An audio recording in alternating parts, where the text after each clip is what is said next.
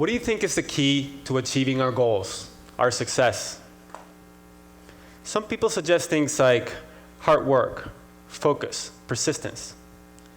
But research shows these are all byproducts of something else, something much more powerful that we can all develop. It is this very special something that really is critical to success, and is what I'm here to discuss with you today. Someone who has achieved great success is Josh Waitzkin, a chess international master and the subject of the movie Searching for Bobby Fischer. Nobody has won all the national chess championships that Josh has. But even more impressive, when he turned 21, he took on the challenge of mastering something completely new and very different from chess: martial arts. He realized that he had learned how to grow and succeed, and he could apply that understanding to other domains. And so, he devoted himself relentlessly to Tai Chi Chuan. And after lots of hard work, many failures, and some broken joints, he became a great martial artist, and he won 2 world championships. Now he's off to jiu-jitsu. So what does Josh say is the greatest thing that ever happened to him? Believe it or not, he says, losing my first national chess championship, because it helped me avoid many of the psychological traps. The key trap that Josh avoided was believing that he was special, that he was smarter than other people, and that he didn't have to work hard. He could have thought of himself as a prodigy, but he doesn't think that he has extraordinary intelligence. He says, the moment we believe that success is determined by an ingrained level of ability, we will be brittle in the face of adversity. Josh often quotes Stanford professor Carol Dweck, who discovered that some people see intelligence or abilities as fixed, what is called a fixed mindset, while other people see them, as Josh does, as qualities that can be developed, a growth mindset. More important, Dr. Dweck discovered that these 2 different mindsets lead to very different behaviors and results. In a study she did with Dr. Lisa Blackwell, several hundred 7th graders were surveyed to determine which mindset each student had, and then they were tracked for 2 years. Results showed that the students with a growth mindset, those who thought they could change their own intelligence, increased their grades over time, while those with a fixed mindset did not. You can see the trend.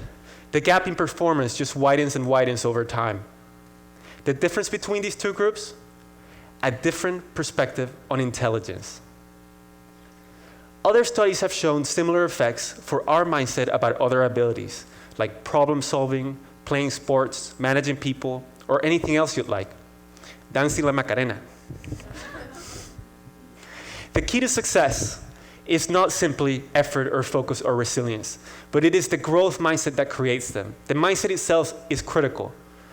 Research shows that when we directly try to build grit or persistence, it is not nearly as effective as addressing the mindset that underlies them. How many of us think of ourselves as not math people, or creative, or sociable, or athletic, or conversely, that we're naturals?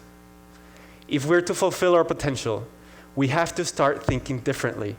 We have to realize that we're not chained to our current capabilities. Neuroscience shows that the brain is very malleable, and we can change our own ability to think and to perform.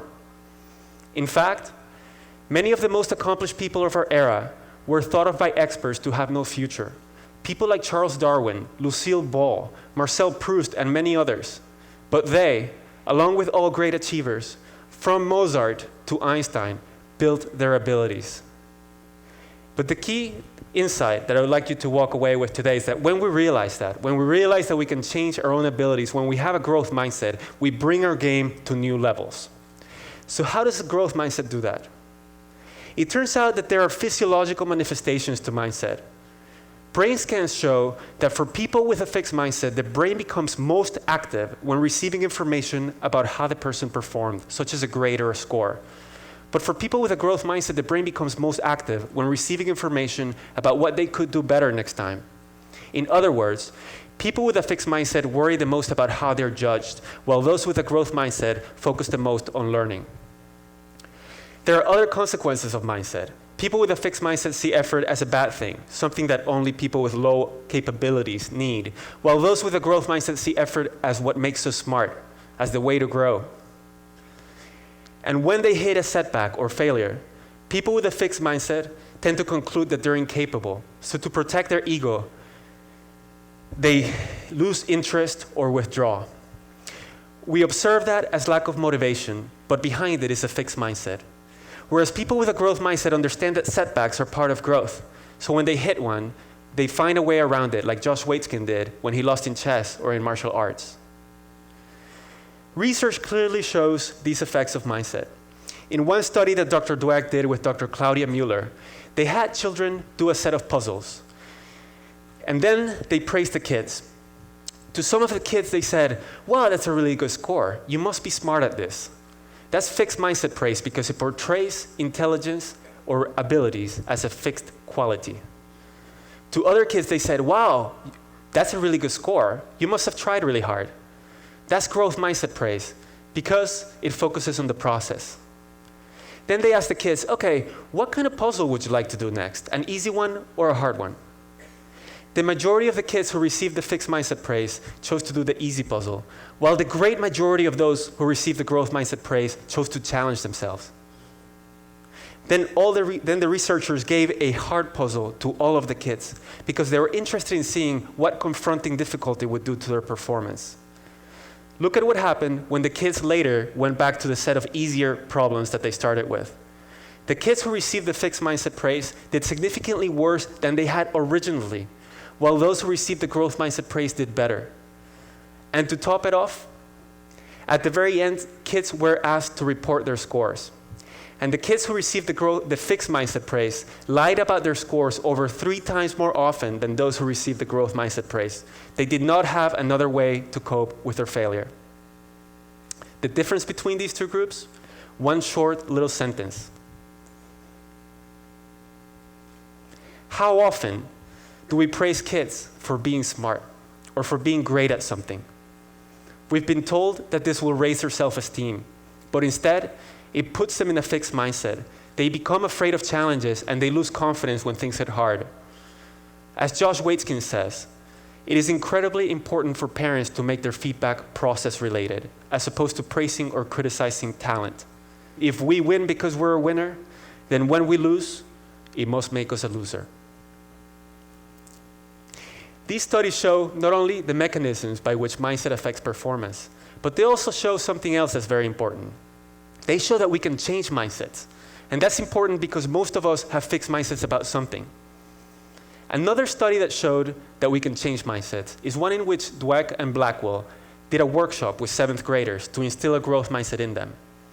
As a result of the workshop, the students gained more interest in learning and they worked harder. And as a result of that, their grades improved. Other studies have shown that when we teach a growth mindset, not only does it improve achievement for students as a whole, but it also narrows the achievement gap because the effects are most pronounced for the students who face negative stereotypes, such as minority students and girls in math.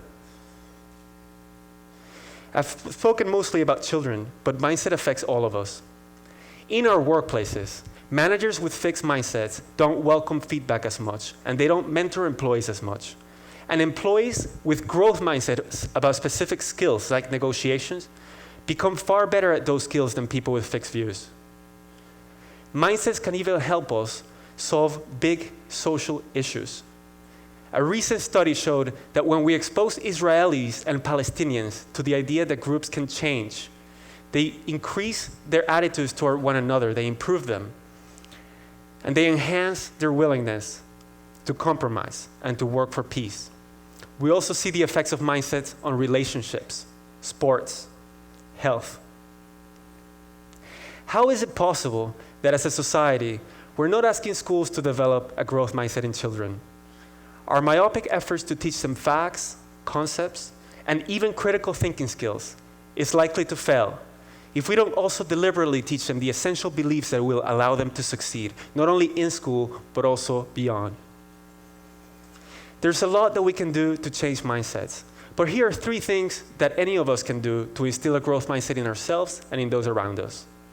First, recognize that the growth mindset is not only beneficial, but it's also supported by science.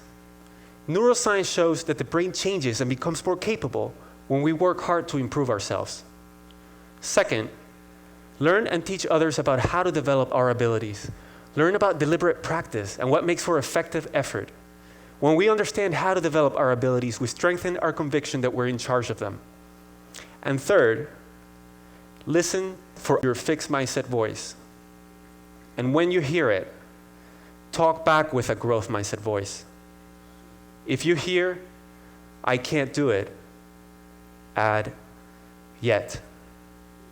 My request to you today is that you share this knowledge about the growth mindset with your family, friends, and schools so that all of us can go and fulfill our potential. Thank you.